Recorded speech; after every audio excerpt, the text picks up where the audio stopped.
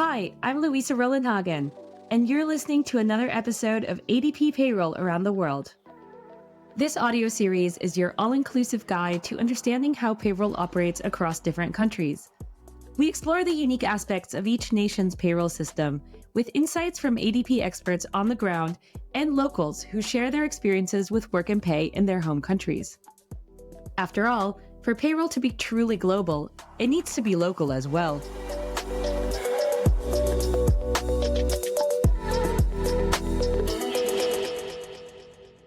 Today, we're going to Brazil.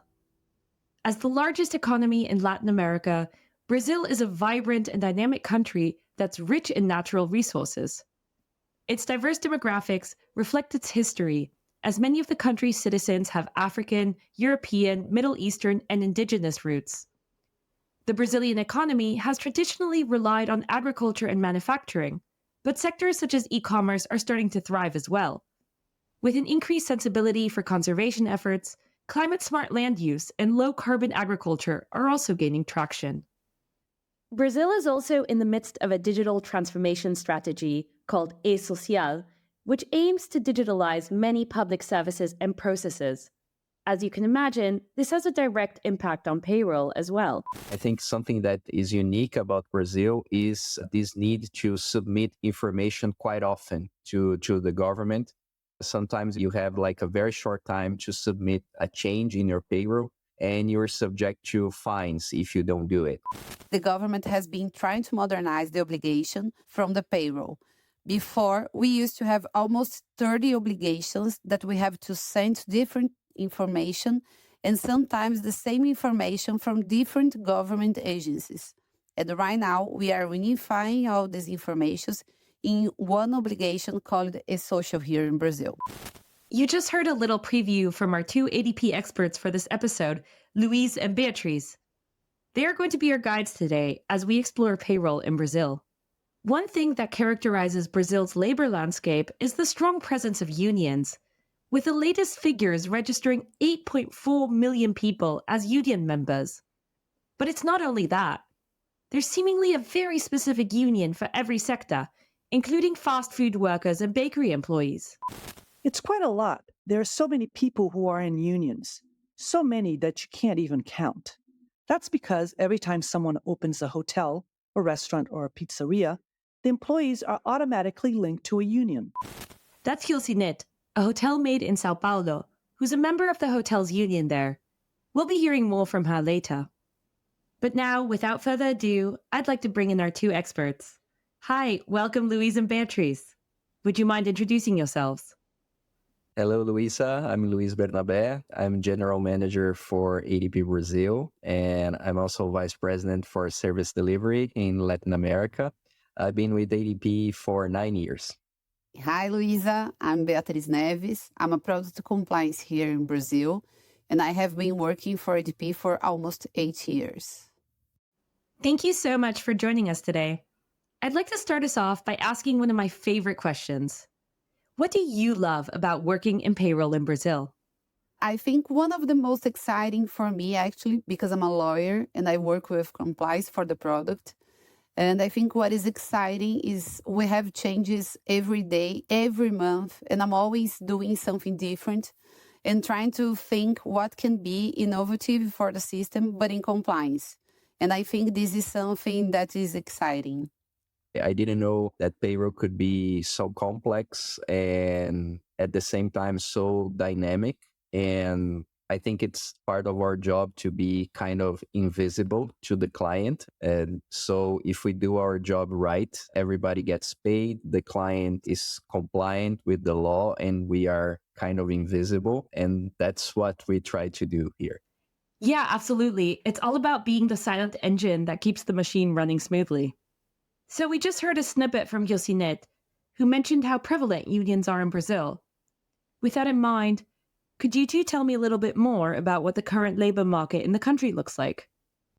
Talking specifically about the labor market, we have an environment in which the labor market is highly regulated. It's still very influenced by whichever government is in place.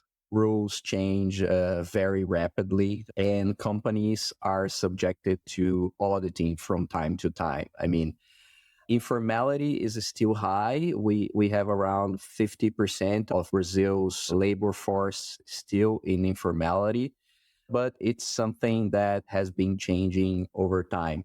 An important aspect, and probably Beatriz can talk about that, is the presence of unions in Brazil. There are many, many unions, many different collective agreements, which also poses a challenge for companies. We have 28,000 collective labor agreements here in Brazil active right now. So this is a lot to manage.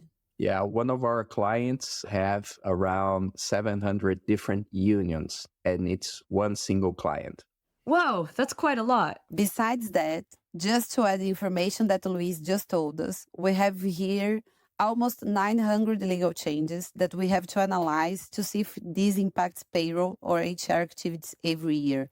So this is a lot of legal changes. That's because every government has a different priority. So we had our last president has had a different priority from this president. And we have a lot of legal changes right now. There are some reforms that are happening at this moment that impact directly the payroll. And besides that, the government sees. I think about for the last 10 years, the government has been trying to modernize the obligation from the payroll. Before, we used to have almost 30 obligations that we have to send different information and sometimes the same information from different government agencies. And right now, we are unifying all these informations in one obligation called E-Social here in Brazil.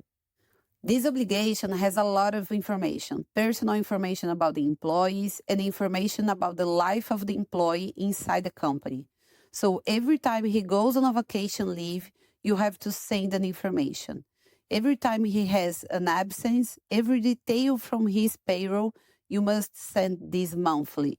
So it's a lot of details and information to send to the government every day or every month. Just really quickly, would you mind explaining what you mean by obligations?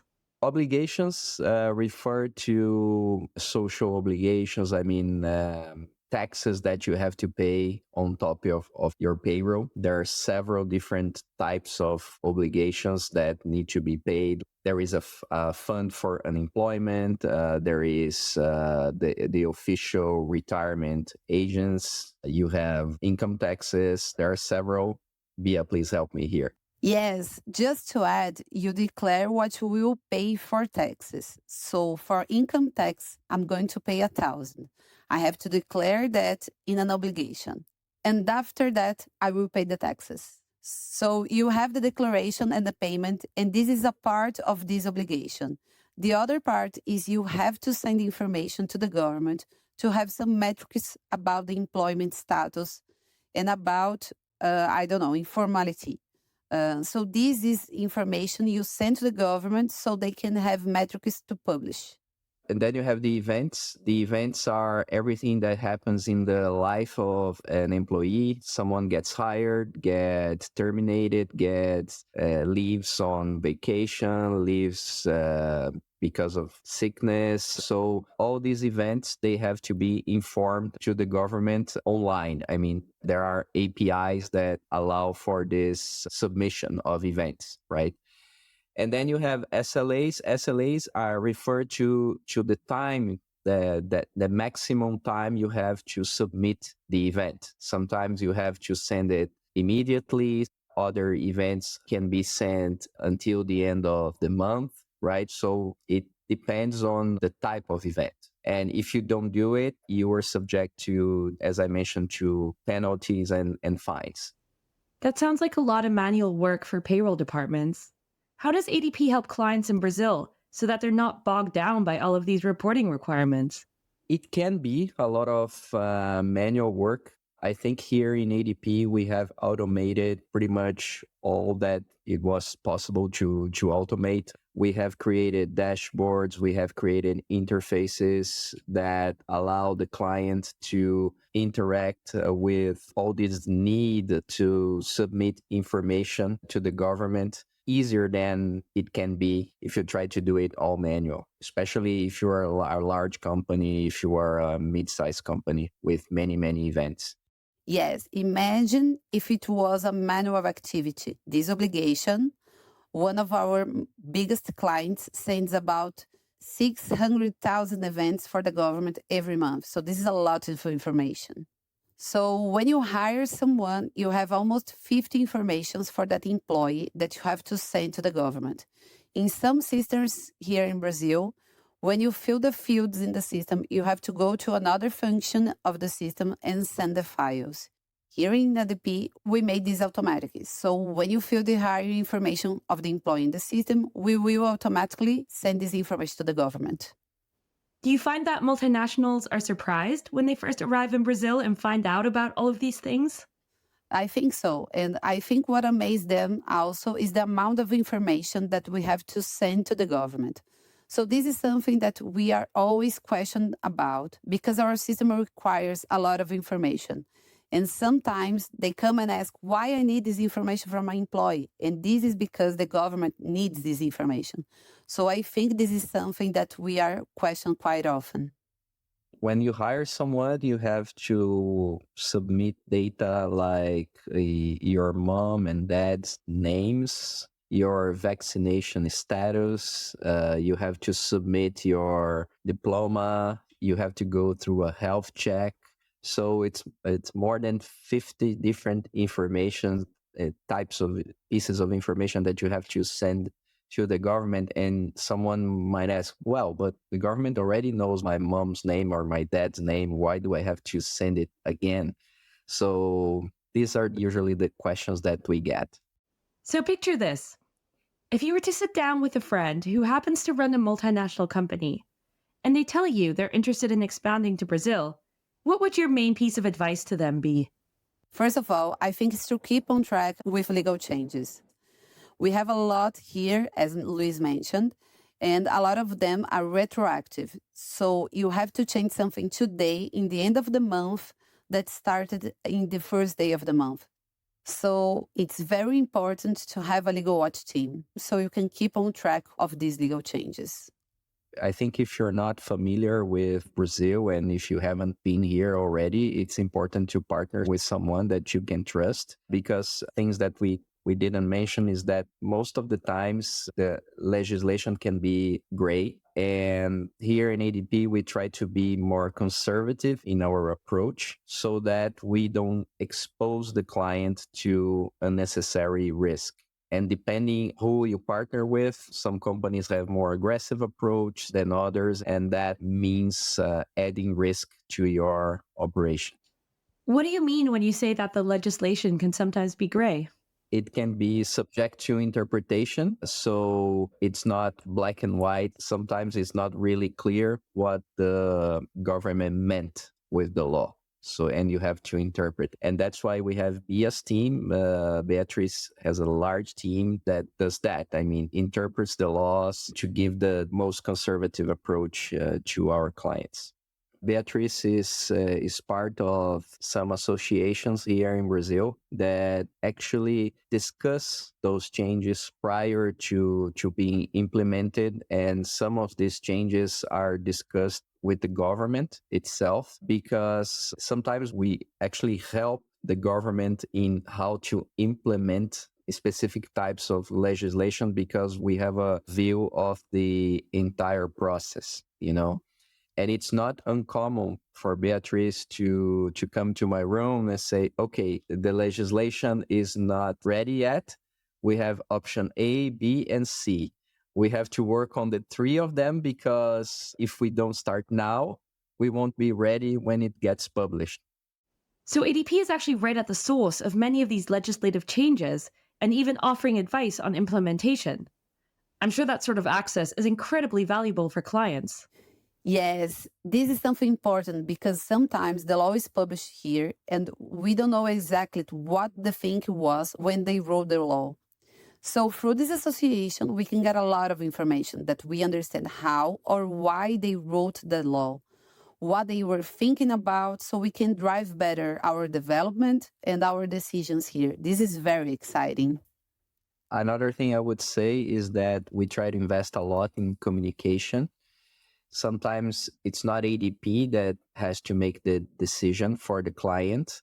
The client may have like two or three options to choose from, depending on the change. So we try to explain to the client what are the changes so that the client can talk to its legal department. Sometimes we have roundtables with clients, we have webinars. We try to use different means of communications to reach out to our different clients and explain the changes that are coming. We don't want to expose clients to any sort of risk. We want to be transparent, we want to be helpful, and we want to be a strategic partner for the client. We're not only a software provider, we are a service provider, and we see ourselves as strategic partners of the client.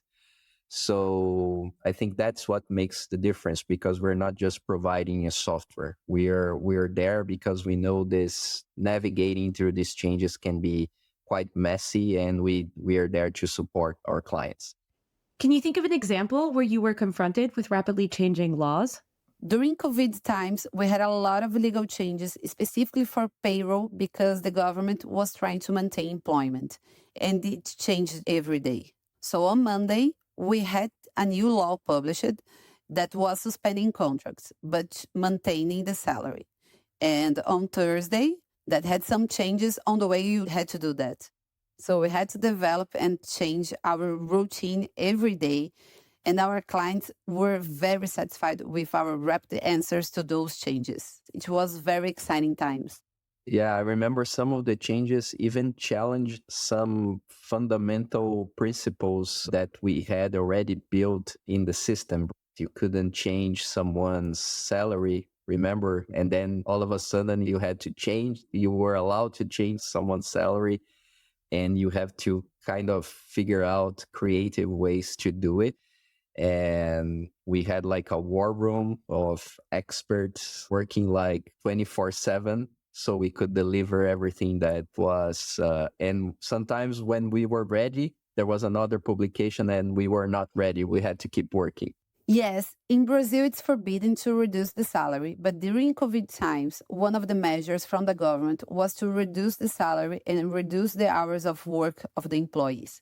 So our system does not allow us to reduce the salary because it's forbidden. And this is something that we had to think outside the box, to think in a solution that would do work and very fast. And we used to say that Friday was a scary day because usually on Friday, there were new legislations that changed everything. So we used to work until late hours just to figure out what we are going to do. The new laws would be published on a Friday? Oof, there goes your weekend. Yeah, because usually the publication happens Friday night so that the companies could have the weekend to adapt, and banks had to adapt as well so that Monday morning it was ready. That definitely sounds really hectic. I want to change course for a minute. Remember Beatriz and Luis telling us how important unions are in Brazil? Here's where I'd like to introduce Rocinete Salsa, who works as a maid at a hotel in Sao Paulo. In this series, we don't just share the invaluable local knowledge of ADP's experts and partners, but also speak to real people on the ground about their own lived experiences with work and pay. Rocinete has been working at a hotel chain for 23 years and is not only a union member, but also a director of the union's board. When I started working in the hotel industry, I heard about the union. I looked into it, got informed, and saw that they help a lot when it comes to communication between the employees and employers. They provide a certain level of comfort. They work hard to increase our salaries, and there are several benefits. The hotels provide health insurance for our children up to the age of 21, but the union doesn't have an age limit. You pay a fee as a member, and you have access to all the benefits. My children and I both. We can also access vocational training, doctors, and dentists. They offer us vacation camps at an affordable price. Because I had been in the union for a long time and participated in the vacation camps, I created a bond with the people there. Then in 2001, I was invited to join the board. Most of the members were men, and they needed women in politics.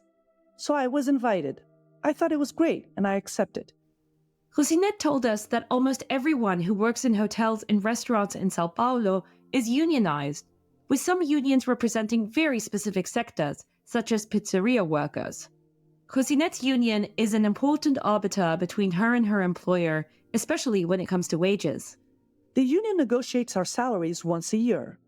They fight, they talk to investors, to employers, and ask for the maximum minimum wage for the sector. This starts around April. Then, when it gets to the middle of July, August, they close the deal. The negotiations cover all employees in a sector. When it comes to hotels, everyone with the same job has the same minimum wage. There's not a minimum for one person and another minimum for someone else. It's general. Rocinette has also taken advantage of her union's educational offerings. This is something that the union gives to me and to all its members, not just to me, who is part of the board, but to everyone. I've taken professional courses for the tourism industry, as well as English, Spanish, and administration classes. You can learn how to be a waiter or a bartender. There are several professional courses to choose from. With so many unions active in Brazil, I could imagine that it must be a bit overwhelming for some multinationals who first set foot in the country. I went back to Beatriz and Luis to hear what their experiences with their clients were like.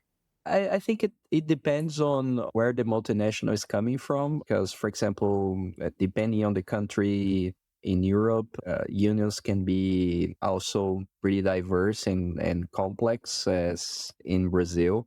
What I think it's tricky about the unions here is, as Beatriz was mentioning, the unions are divided by city and divided by activity. So you have bakers in Sao Paulo, bakers in Rio, bakers in Porto Alegre.